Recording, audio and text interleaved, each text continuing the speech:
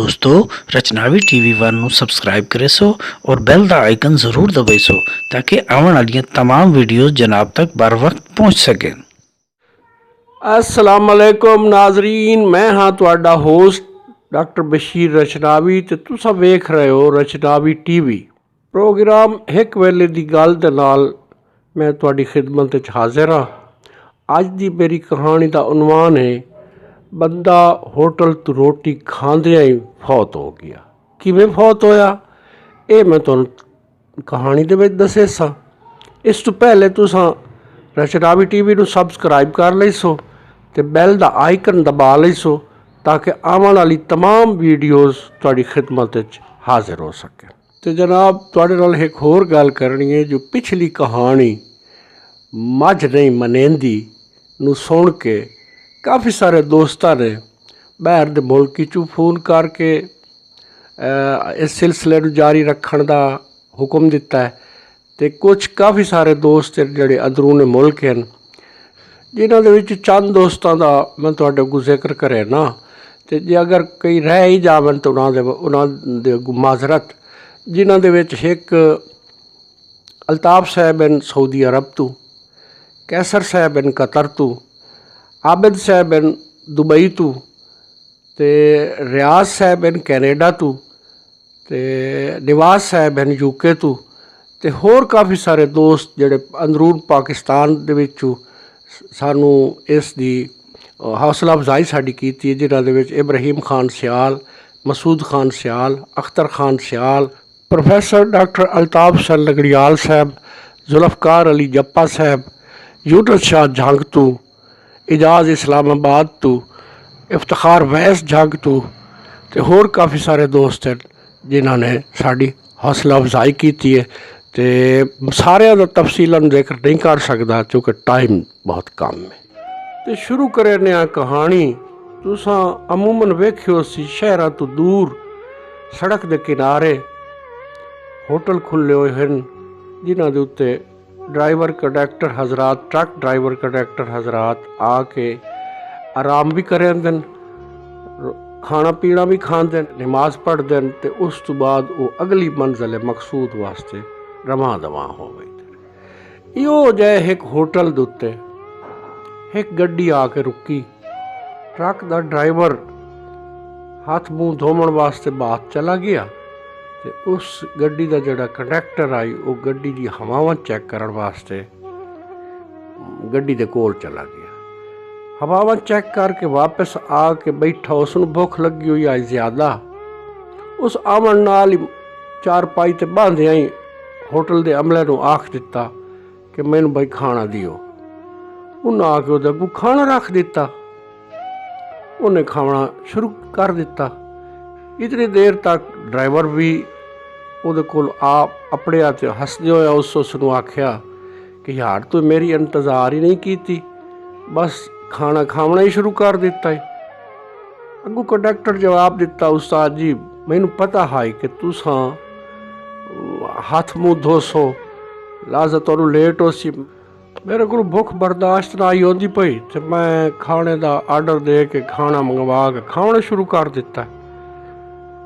खैर ड्राइवर हसदे होया उस आख्या चलो ठीक है। उस भी होटल के अमले नूं खाने का आर्डर दिता। होटल का अमला ड्राइवर के अगू भी खाना ले आके रखिया। तो उस खावना ही शुरू ही किया है। तो कंडक्टर ने आख्या उस्ताद जी मैं ये रोटी खांदा गया तो मेरी तबीयत खराब होती वही है, मेरा कुछ हो सकता ही नहीं तो कर लो। अजे ये गल्लां ही करें तो बैठे आन ते ड्राइवर ने अपने अगू आए होया खाना पिछा चधी गया। तो अमले नूं सदे उस बई मेरे कंडक्टर मेरे रले हसदा खेडदा आया है, इो खाना ही खाता है सू तो उसकी तबीयत खराब होती पई है।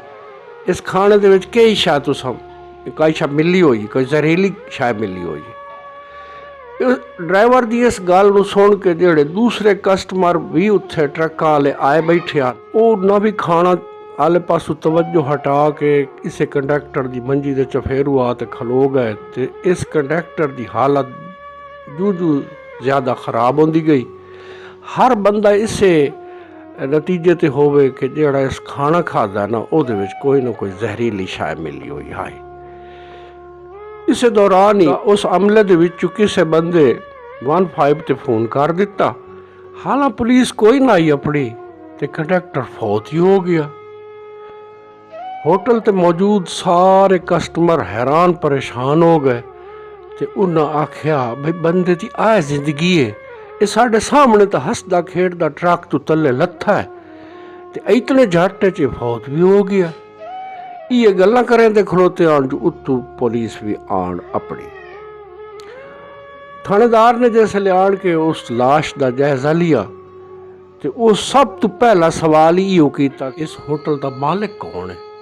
ਕਿਉਂਕਿ ਲੋਕ ਆਦੇ ਖਲੇ ਹਨ ਬਈ ਬੰਦਾ ਚੰਗਾ ਭਲਾ ਪਿੱਛੂ ਖੈਰੀ ਬੇਰੀ ਆਇਆ ਹੈ, ਇਥਾਂ ਹੀ ਰੋਟੀ ਖਾਦੀ ਇਸ ਤੇ ਫੌਤ ਹੋ ਗਈ। ਨਾਲ ਹੀ ਖਲੋਤਾ ਹੋਇਆ ਮਾਲਿਕ ਬੋਲਿਆ ਕਿ ਜਨਾਬ ਮੈਂ ਹਾਂ ਇਸ ਹੋਟਲ ਦਾ ਮਾਲਿਕ, ਪਰ ਇਸ ਖਾਣੇ ਦੀ ਵਜ੍ਹਾ ਤੋਂ ਕਰਕੇ ਇਸ ਦੀ ਮੌਤ ਨਹੀਂ ਹੋਈ, ਕਿਉਂ ਜੋ ਸਵੇਰ ਤੋਂ ਲੈ ਕੇ ਹੁਣ ਤੱਕ ਕਾਫੀ ਸਾਰੇ ਕਸਟਮਰ ਇੱਥੋਂ ਖਾਣਾ ਖਾਂਦੇ ਰਹਿ ਗਏ, ਉਹਨਾਂ ਨੂੰ ਤਾਂ ਕੁਝ ਵੀ ਨਹੀਂ ਹੋਇਆ।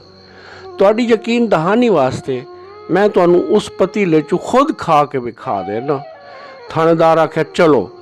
ਥਾਣੇਦਾਰ ਉਸ ਮਾਲਿਕ ਨੂੰ ਨਾਲ ਰਲਾ ਕੇ ਉਸ ਪਤੀਲੇ ਤੱਕ ਪਹੁੰਚਿਆ। ਉਸ ਮਾਲਿਕ ਨੇ ਉਸ ਪਤੀਲੇ ਦੇ ਵਿੱਚੋਂ ਇੱਕ ਪਲੇਟ ਖੁਦ ਕੱਢ ਕੇ ਖਾ ਲਈ। ਥਾਣੇਦਾਰ ਨੇ ਫਿਰ ਦੂਸਰਾ ਸਵਾਲ ਇਹ ਕੀਤਾ ਕਿ ਇਸ ਦੇ ਨਾਲ ਜਿਹੜਾ ਡਰਾਈਵਰ ਸਾਥੀ ਆਈ ਉਹ ਕਿੱਥੇ, ਉਹਨੂੰ ਮੇਰੇ ਸਾਹਮਣੇ ਲੈ ਆਓ। ਡਰਾਈਵਰ ਵੀ ਕੋਲ ਖਲੋਤਾ ਅੱਗੂ ਆ ਗਿਆ ਤੇ ਉਸ ਆਣ ਕੇ ਆਖਿਆ ਜਨਾਬ ਮੈਂ ਹਾਂ ਡਰਾਈਵਰ ਇਸ ਦਾ, ਇਹਦੇ ਰੱਲੇ ਆਉਣ ਵਾਲਾ ਇੱਥੇ। ਉਸ ਆਖਿਆ ਯਾਰ ਮੈਨੂੰ ਇਹ ਦੱਸ ਕੋਈ ਸ਼ਾਇਦ ਇਸ ਪਿੱਛਾ ਖਾਦੀ ਹੋਵੇ? ਉਸ ਆਖਿਆ ਕੋਈ ਨਾ ਜੀ, ਅਸਾਂ ਦੂਰ ਤੋਂ ਆਉਂਦੇ ਪਿਆ ਇਕੱਠੇ ਹੱਸਦੇ ਖੇਡਦੇ ਇੱਥੇ ਆ ਲੱਥਿਆ ਤੇ ਮੈਂ ਇਹਨੂੰ ਰਸਤੇ 'ਚ ਆਦਾ ਆਇਆ, ਇਹ ਖਾਣਾ ਆਪਾਂ ਹੋਟਲ ਤੋਂ ਕਿਸੇ ਤੋਂ ਚੱਲ ਕੇ ਖਸਾ ਸੋ ਮੇਰੇ ਰੱਲੇ ਇਹ ਲੱਥਾ ਹੈ। ਉਸ ਆਖਿਆ ਫਿਰ ਇਹ ਦੱਸ ਕਿ ਗੱਡੀ ਤੋਂ ਲਾਂਦੇ ਆਈ ਇਸ ਪਹਿਲਾ ਕੰਮ ਕਿਹੜਾ ਕੀਤਾ? ਉਸ ਆਖਿਆ ਜਨਾਬ ਇਹ ਕੰਮ ਇਹ ਕੀਤਾ ਇੱਕ ਮਾਮੂਲ ਹੈ ਸਾਡਾ ਕਿ ਜੇ ਕੰਡਕਟਰ ਨੇ ਗੱਡੀ ਦੀ ਹਵਾਵਾਂ ਚੈੱਕ ਕਰਨੀ ਹੁੰਦੀਆਂ ਤੇ ਮੈਂ ਤੱਲੇ ਲੈ ਕੇ ਬਾਥ 'ਚ ਗਿਆ, ਹੱਥ ਮੂੰਹ ਧੋ ਕੇ ਆਇਆ ਤੇ ਮੇਰੇ ਆਉਣ ਤੋਂ ਪਹਿਲੇ ਇਹ ਖਾਣਾ ਖਾਣਾ ਸ਼ੁਰੂ ਕਰ ਚੁੱਕਿਆ ਹੈ। ਮੈਂ ਆਂਦਿਆਂ ਨਾਲ ਇਹਦੇ ਨਾਲ ਮਜ਼ਾਕਨ ਪੁੱਛਿਆ, ਮੈਂ ਕਿ ਯਾਰ ਮੇਰੀ ਇੰਤਜ਼ਾਰ ਹੀ ਤਾਂ ਨਹੀਂ ਕੀਤੀ ਤੇ ਤੂੰ ਖਾਣਾ ਖਾਣਾ ਸ਼ੁਰੂ ਕਰ ਦਿੱਤਾ। ਉਸ ਵੇਲੇ ਉਸ ਥਾਣੇਦਾਰ ਆਖਿਆ ਵੀ ਫੌਰੀ ਤੌਰ 'ਤੇ ਮੈਨੂੰ ਉਸ ਗੱਡੀ ਦੇ ਕੋਲ ਲੈ ਚੱਲੋ, ਮੈਂ ਉਹਦੇ ਟਾਇਰਾਂ ਦਾ ਜਾਇਜ਼ਾ ਲਵਾਂ।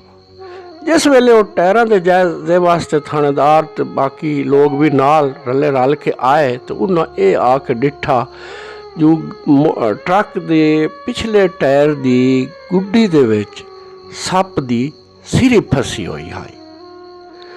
ਹੁਣ ਥਾਣੇਦਾਰ ਸਿਰੀ ਨੂੰ ਵੇਖ ਕੇ ਇਸ ਨਤੀਜੇ ਤੇ ਪਹੁੰਚਿਆ ਕਿ ਇਸ ਦੀ ਮੌਤ ਦਾ ਸਬਬ ਇਹ ਹਵਾਵਾਂ ਦਾ ਚੈੱਕ ਕਰਨਾ ਬਣਿਆ।